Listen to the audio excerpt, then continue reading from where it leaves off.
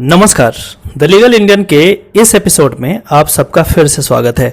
दोस्तों, आप में से कई लोग ने रिक्वेस्ट किया था कि सर लॉ ऑफ टॉर्ट का भी जो इम्पोर्टेंट क्वेश्चन है आप उसको भी बता दें। वैसे इम्पोर्टेंट क्वेश्चन जो दिल्ली यूनिवर्सिटी के लॉ एंट्रेंस एग्जामिनेशन में या फिर किसी भी लॉ एंट्रेंस एग्जामिनेशन में पूछे जाते हैं, आप कुछ टॉपिक्स बता दें ताकि हम उन तमाम टॉपिक्स को अच्छे तरीके से प्रिपेयर कर लें। हम इस वीडियो के माध्यम से कुछ ऐसे 10 से 15 ऐसे टॉपिक देखेंगे जो काफी इंपॉर्टेंट है। यदि लॉ ऑफ टॉर्ट से क्वेश्चन पूछना होता है तो इन टॉपिक्स से क्वेश्चंस पूछे जा सकते हैं। आप इन तमाम टॉपिक्स को बहुत अच्छे तरीके से प्रिपेयर कर लें।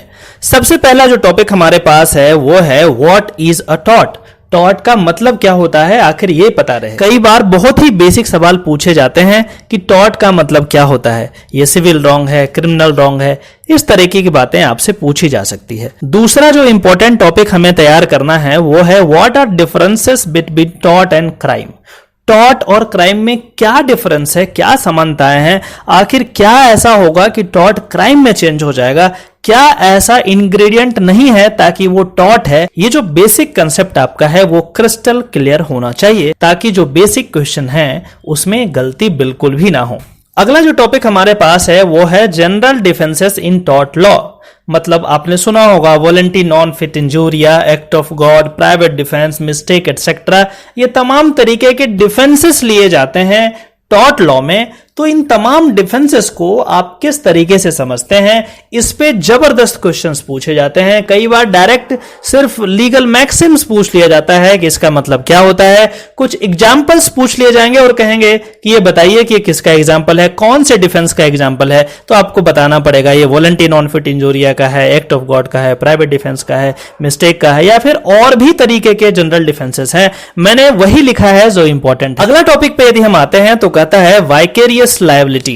वाइकेरियस लायबिलिटी क्या होता है, लेकिन इससे पहले हम यह समझने का प्रयास करेंगे कि क्या लायबिलिटी का मतलब क्या होता है और फिर ये लायबिलिटी वाइकेरियस कैसे हो जाता है। वाइकेरियस लायबिलिटी मतलब क्या होता है। कई बार आप मास्टर एंड सर्वेंट का रिलेशन पे क्वेश्चन देखे होंगे। ये तमाम क्वेश्चंस जो होते हैं वो इसी हेड में आते हैं, इसी टॉपिक में आते हैं। अगला जो टॉपिक इसी से रिलेटेड है वो है vicarious liability of the state. यदि स्टेट के ऑफिसर यदि टॉर्ट करते हैं तो उस सिचुएशन में किस तरीके से लायबिलिटी बनेगी, इसके बारे में आपको पढ़ना पड़ेगा। अगला जो टॉपिक हमारे पास इंपॉर्टेंट है वो है ट्रेसपास का है। काफी इंपॉर्टेंट है, क्वेश्चंस आते हैं जैसे ट्रेसपास ऑफ लैंड हो गया, ट्रेसपास ऑफ हाउस हो गया, एटसेट्रा। इसको आपको बहुत ही अच्छे तरीके से समझना पड़ेगा। अगला जो टॉपिक है वो डिफेमेशन का है। आपको मैं बताऊं कि एक डिफेमेशन आईपीसी के अंदर भी है। यदि आप सेक्शन 499 को पढ़ेंगे तो वहां भी डिफेमेशन आएगा। तो आखिर ये टॉर्ट वाला डिफेमेशन और क्राइम वाला डिफेमेशन, दोनों में क्या अंतर है, दोनों में क्या समानताएं हैं, इसके बारे में आपको चर्चा करना बहुत जरूरी है। अगला जो टॉपिक है वो न्यूसेंस का है। न्यूसेंस क्या होता है, आखिर क्या ऐसा किया जाए न्यूसेंस हो जाएगा। पब्लिक न्यूसेंस क्या हो जाता है, प्राइवेट न्यूसेंस क्या होता है, दोनों में क्या डिफरेंस है, ये जो बेसिक जानकारी है आपको होनी ही चाहिए। अगला जो बहुत ही ज्यादा इंपॉर्टेंट टॉपिक है वो है नेग्लिजेंस का। क्वेश्चन जरूर पूछे जाते हैं। नेग्लिजेंस का मतलब क्या होता है।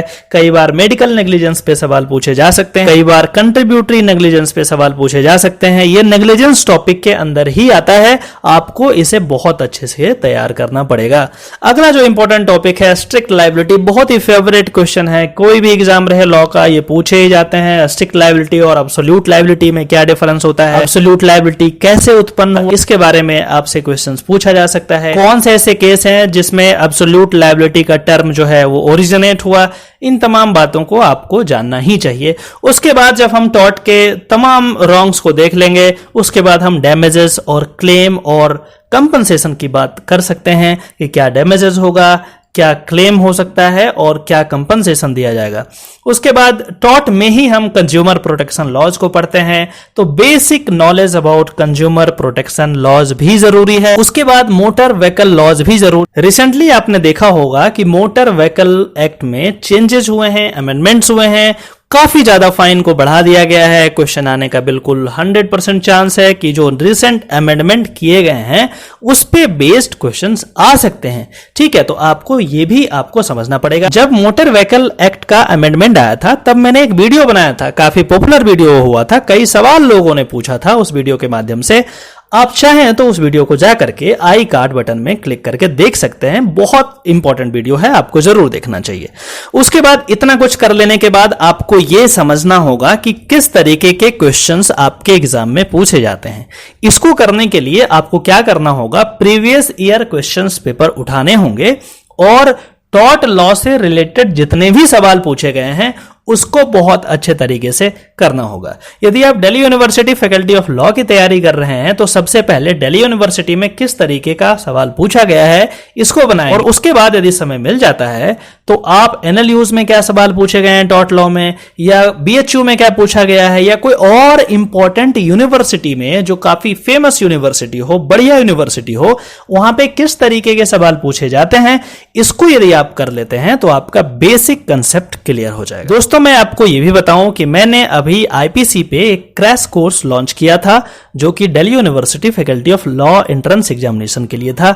बहुत ही मिनिमल प्राइस था, 199 रुपीज में करीब 12 से ज्यादा घंटे की पढ़ाई उसमें मैंने की थी और काफी लोगों ने इसको ज्वाइन किया था। हम लोगों ने गूगल मीट के माध्यम से क्लासेस ऑर्गेनाइज किया, तो आप चाहें तो उसको ज्वाइन कर सकते हैं। आगे मैं टॉट लॉ पे, कॉन्स्टिट्यूशनल लॉ पे, कॉन्ट्रैक्ट लॉ पे, फैमिली लॉ पे, तमाम लॉज को भी मैं इसी माध्यम से ऑनलाइन क्लास के जरिए मैं कवर करूंगा।